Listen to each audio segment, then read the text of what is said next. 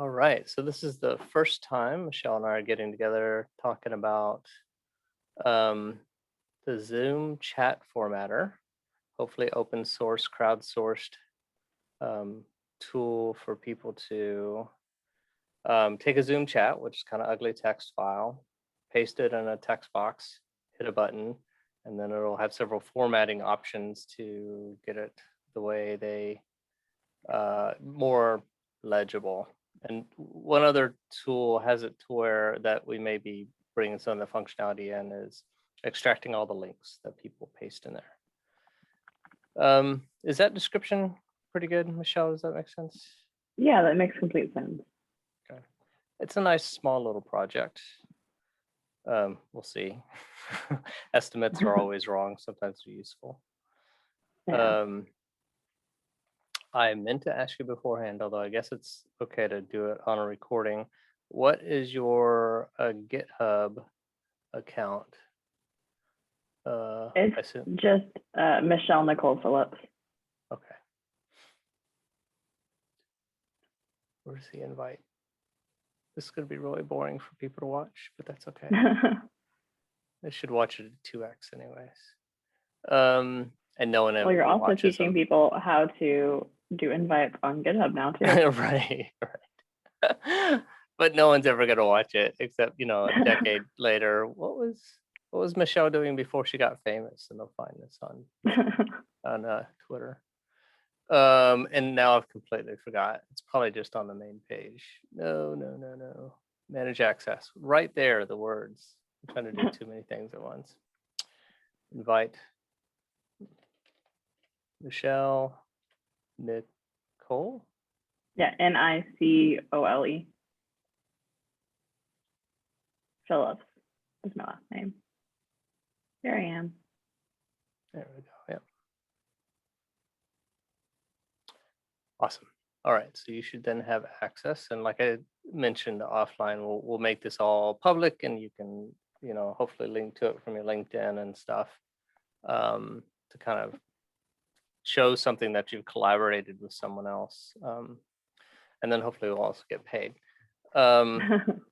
Hopefully. So on GoFundMe, public Zoom chat formatter.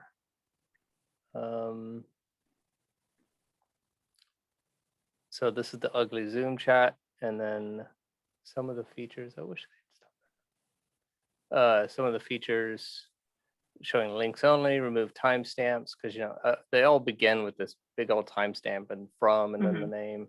It is. I didn't think about how hard it was to read because I'm used to reading blobs of text, but for normal people, group by name, and just these are just some ideas I kind of threw in there. We don't have to get them all in the first version.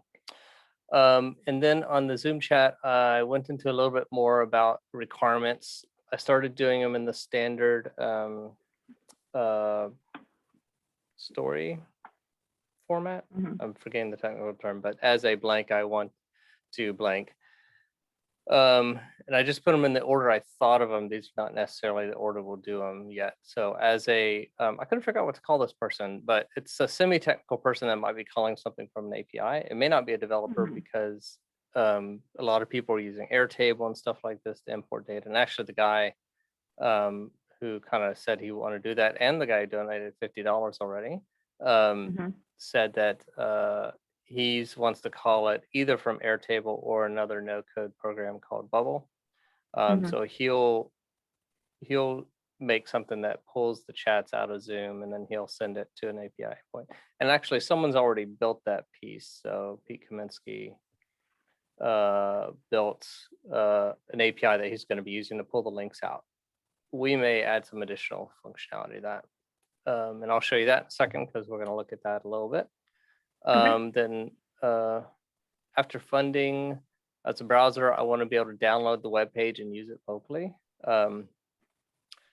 So the first thing that we build, it's going to go ahead and hit the API because we do want the API. And so when we write the JavaScript code, and this hopefully JavaScript's okay, I haven't checked with you, but I think JavaScript's probably what I'm most comfortable with. Great, perfect. so we'll build a generic function that can be used either in Node on the server or in the browser. That'll do a lot of the work. And at the beginning, it'll be an API. And the reason for that is that we'll make it to where it can only be hit like once or twice a day or something like that. So people can play with it and say, okay, if you want this to be released to everybody, go donate. And then the people that donate will get their name on the website. And so it's kind of like crowdsourced open source tech. And then, but later on, we could take that same function, put it directly in the website, and then I don't have to pay for server resources, because nowadays there's lots of places to host just static code on the web. That as long as it fully runs in the browser, the costs are negligible. So then also as a mobile user, they'll want to be able to run it offline. So we don't want to have it to where it hits the API, but we'll do both those after funding. And then I just started writing down the format, so I didn't really finish all these requirements.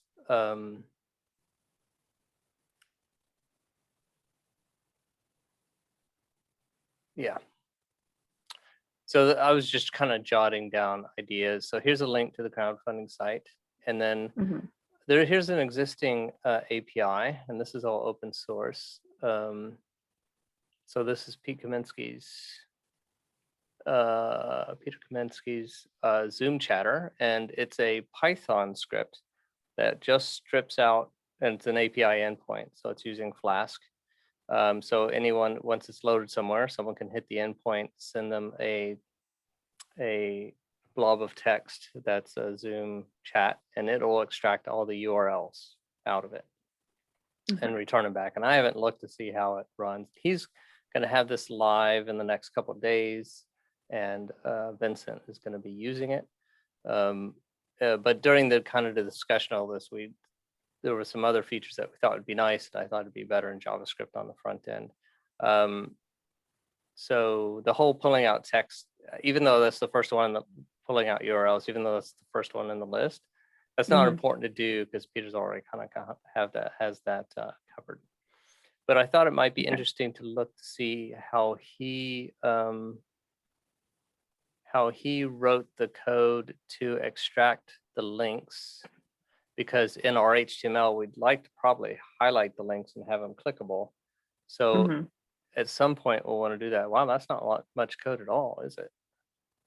It looks like he's, it looks like he's just using a regex.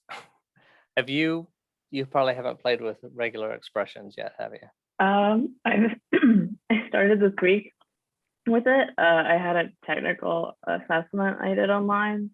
And then I've started doing more like LeetCode problems where I've like played with regex a little bit. So you kind of know what it is. One tip on regex is don't try and memorize the format. Every time you want to look it up, there's online resources. Yeah. I don't remember what they are because I keep forgetting, but we need to look them up. But yeah, there's going to be a lot of regex in this because you're parsing a big blob of text. And that's the easiest way to do it. Although regular expressions in general is kind of obfuscated code. So you know how you've probably heard that, a lot of time you're writing code, you're actually writing it in a way that it's to be read by a human. So it's good that the computer does it, but you want to write it, you want to have clean code that people can understand. And regular expressions is the opposite of that. And I don't know if you saw there's a famous XKCD cartoon where he said, I had a problem, I solved it with the regex, now I have two problems, I think. Or no, there's one where he's swinging in. Anyways, I'll send that to you if you haven't seen it. Okay. But regular expressions is a very common but challenging tool to use. So sometimes, even though you can use it in regular expressions, it's nice to actually write your own thing to parse the string. In JavaScript, regular expression might be faster because the JavaScript engine can compile it. But usually the size of files we're going over, no one's gonna notice the speed difference. Okay. But that's one less regular expression we have to write. Although regular expressions do change some between languages. So there's a chance that this Python one won't immediately work and we'd have to tweak it for JavaScript. Okay. So One other thing I have in here is I started, oh, I did not upload it yet. I have a test data folder. So I have some Zoom chats. Let me close these. So I have some Zoom chats that are taken from some open meetings. And this one I think is really interesting. I don't want to remove unusual line terminators. It's going to pop up with this error, but we don't want to because we want to test against that. This one also has a lot of special characters, which I don't know how we're going to handle that. So this is a really good test case, and some long URLs. But I'm hopefully going to get some more, so we can just write some tests, run it all through, and make sure it's parsing the data correctly. Okay. But I haven't started any more on the project like that. For this, I would normally use something like Svelte, because I haven't used Svelte yet. But React is more. I'm sorry. Oh, Svelte, SVELT. So it's kind of a competitor to React and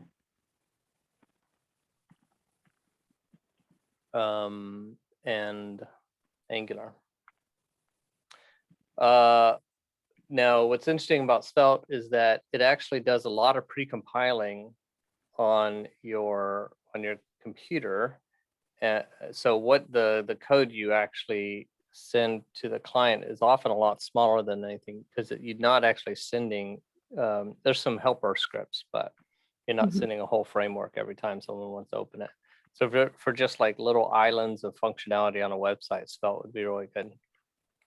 But in deciding on this, there's other considerations than learning something new. So we could also do it in React, which is that's one of the things you've been learning, right? Yeah. So do you have a preference? Do you want to learn more in React, or do you want to try? Are you ready to try something new yet? Probably more in React. I think it'd be better to try more in React, just so I can maybe fine tune that. But I am open to learning another language if you prefer. Yeah, no, let's do React. I'll be able to play with. I'm going to rewrite Golibot in Svelte, I think. Okay. So really I want to make a package that people could download and use on their websites. So okay, I'll have a chance. We'll just use React. Okay. Okay, so and the other question is, do you or have you used, and what do you prefer as far as TypeScript? Have you used that at all? I have not used TypeScript. Kush told me about it. He said it's not too hard. I'm kind of surprised that he hasn't forced you into it yet. Actually, I can't remember if he really likes it or not. I like TypeScript. Have you? I guess you probably haven't used any strongly typed languages yet. You had some Java on there. I don't remember if Java is strongly typed. So do you even know what I mean when I say strongly typed? I do not. So that just means that when you define a variable in JavaScript, oftentimes you're using var or let, and that variable, you can pretty much put anything you want in it. In typed languages, or strongly typed languages, you can say what types of data can go into that variable. So you'd often say it's like a string, or it's going to be a number, and then the compiler and your IDE, whether it's Visual Studio Code or whatever, will check your code and tell you if you try and put a string in that other variable.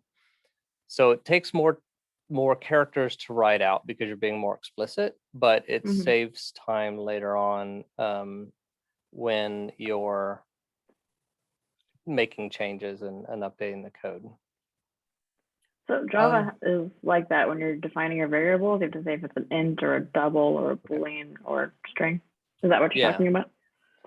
Yep. So I can't remember if Java. It's been so long since I've done Java that I didn't remember if it was a strongly typed or not. So yeah, if you want to stretch a little bit, we could stay in React but add TypeScript. The great thing about adding TypeScript, actually, it's not enforced unless you turn on some flags. So if you just write regular JavaScript, it'll work. and then you Mhm. can put in types later. So if you're open to it, we could do React with TypeScript and get you some practice doing that. Yeah, I'm open to that. Awesome.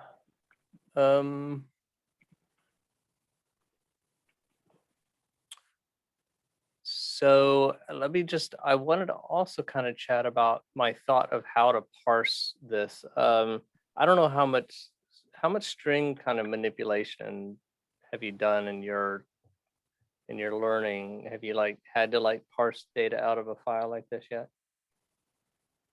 I don't think so, out of like a file or anything. So I've had to, trying to think.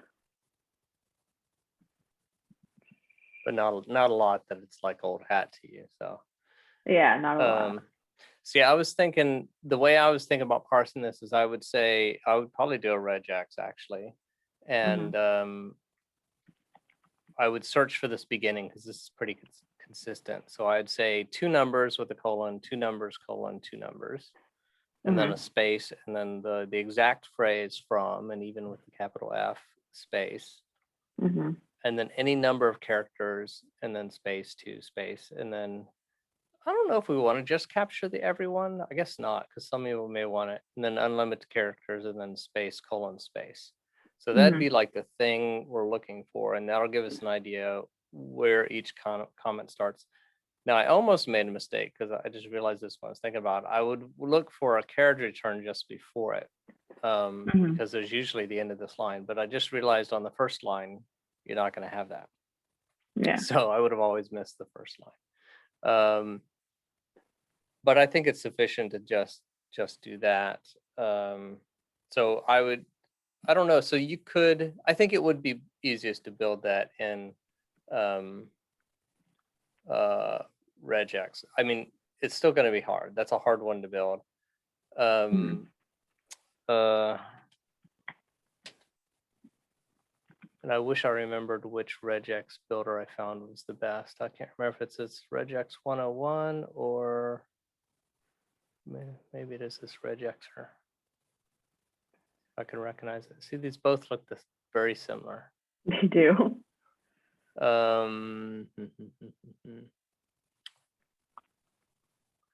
So before I kind of dive any further, I've done a lot of talking. Do you have any questions or concerns, or what do you think? Not so far. I was just kind of writing notes as we go. So you mentioned JavaScript at the beginning. We're specifically doing React with TypeScript? Yeah. Okay. Which TypeScript is just JavaScript with a little bit of extra sprinkled on top. So it's pretty much the same. same. That shouldn't be too hard to learn. No, and you can just write JavaScript and I can convert the files that I want or whatever. It'll work.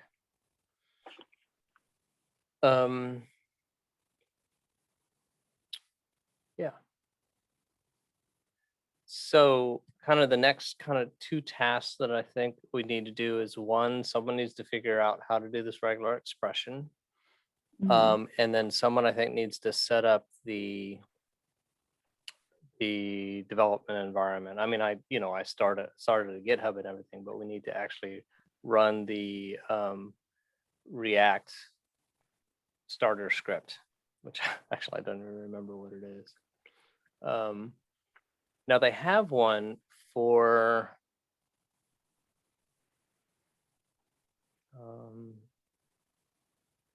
where's the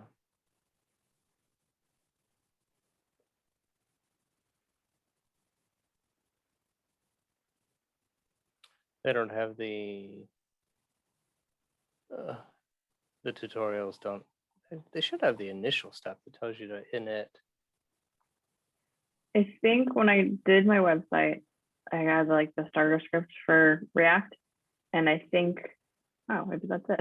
They start you with starter code though, so they start you with a pre-built, which is easier. So this tutorial itself doesn't cover it, but I bet the docs do. Try, learn. On the playgrounds, add React to a website, create a new React app. Here we go. So the create React app. No, create. I think I found it on NPM, Yeah. where I had downloaded it from or where I found the instructions to do it.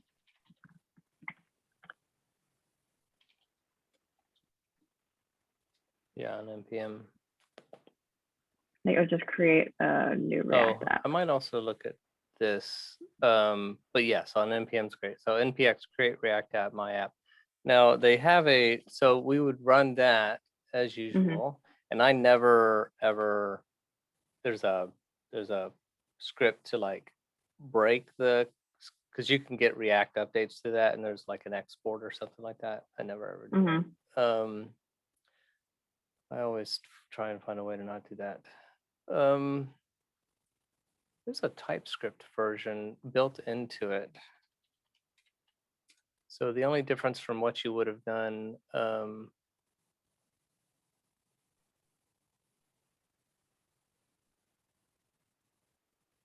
differently is this.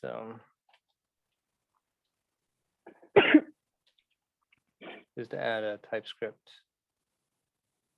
Okay, so NPX, create React app, my app. Have you used NPX before? I've used NPM, not Okay, so NPX. NPX is kind of like NPM, except you don't have to, it doesn't download the create React app thing. It downloads it temporarily to your computer.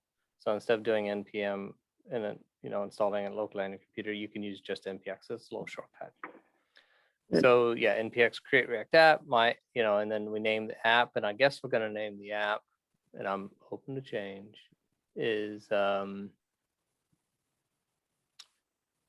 Zoom chat formatter. And you will see that I am inconsistent with my naming styles because I learned to code on a Commodore 64, and then I learned Visual Basic, and then I learned C#. So if you care about that, feel free to talk about naming conventions. But sometimes I do the underscores I like because it's always easier to reformat that to be spaces if you want it for a nice visual display. But we'll see. So this would be create. I'm sorry. Zoom chat formatter, -s template, and then TypeScript. And then it'll build it, but it'll have TypeScript, just like when you did your website, except this will have TypeScript built in. Okay.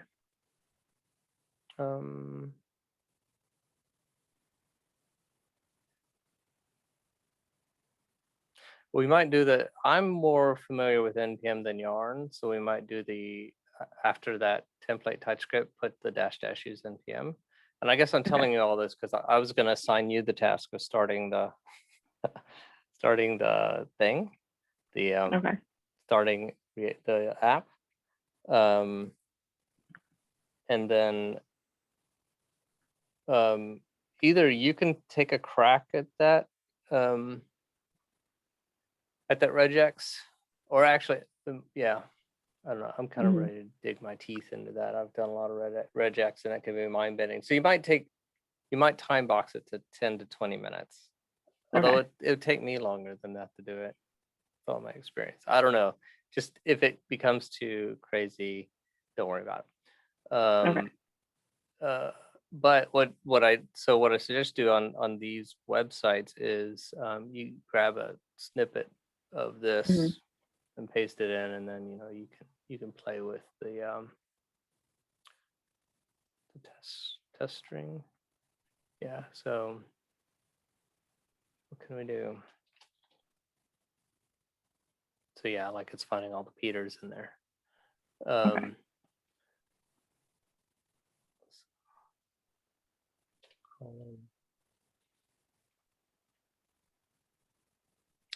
I remember less than I thought. I thought that would work. Now, one trick on these, you have to make sure that you're on JavaScript, which they'll call ECMAScript. Okay. I thought numbers were pound. Is it 0, 0? No, 0 is 0.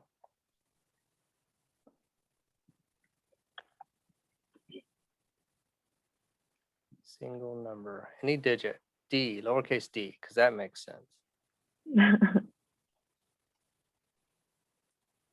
did a LeetCode code problem for defanging an IP address, and I Oh had to yeah. replace all the periods with like bracketed periods. And so like a period is any character. And I think to exit it from choosing every single character, it was like capital Q slash period, capital E slash or something. Not sure who decided that's how you do it Yeah. or why that's how you do it, but figured it out.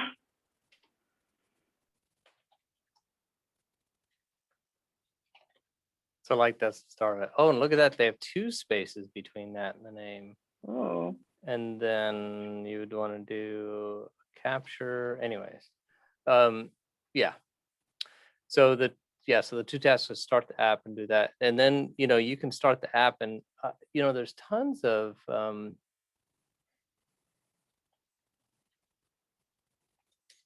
text converters to look on, free text converter, fancy text converter.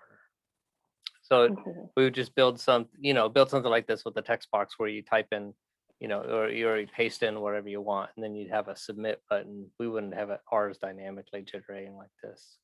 there are swastikas on that fancy text. Yeah, are they the right direction? I think that's the right direction. Which it's unfortunate because the swastika was a neat symbol before this. Wasn't it like a It meant an Indian peace? Symbol? Yeah, well, the Indians used Something it too, but also and maybe this shouldn't be recorded. The Nazis, No. it was a symbol for peace, even Mhm. in the eastern part of the world and in certain things. And they took these powerful symbols and then they used them so much that now we can't. This is why we can't have nice things. Yeah. Yeah, now I'm gonna put this on YouTube and I'm gonna forever be associated. Let's see. I'm so sorry. No. I could Forgot edit. for a I could second we were blur them out recording. if I really want to. But yeah, just so if you want to go ahead and build something with with a text box and then a kind of a results area, Okay. and just kind of think of how you'd want to fulfill the requirements. I don't have anything. Oh, I like using Bootstrap as a generic design sensibility. Do you have any preferences? No. Yeah, so you might look and see how to get what's the current way to put Bootstrap into TypeScript. I mean, sorry, into React. I haven't looked at it in a while, and they keep changing the best way to do it. So a little Googling will come up. Yeah, so we could do that, and then so and I don't know if I'll be describing this well, but we want the code for the function, for the kind of the main function that takes a string of text and finds all the and what I want to do is convert it to JSON. Convert it to JavaScript objects, right? Not necessarily to JSON, but we'd pull out the date, time and date stamp, the from name, the to name, and then the text would be kind of the first things we'd want to do. And that function just needs to be plain old, in this case, still TypeScript, but plain old JavaScript. And so it wouldn't be in any component. So I imagine we'll need and that function will need to be able to be reused by an API written in Node. So I don't know where to put that. I mean, right now, usually in React, there's a folder that says this is where your so let's see, for my Gullybot program inside. Oh, sorry, that's not React. Reason score.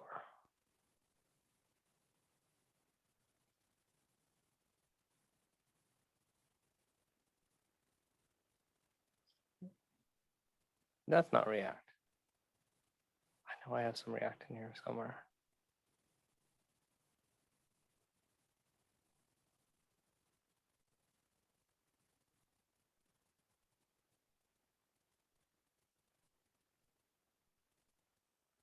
Yeah, so in your source folder, we'd probably just, have a utilities folder or something like that.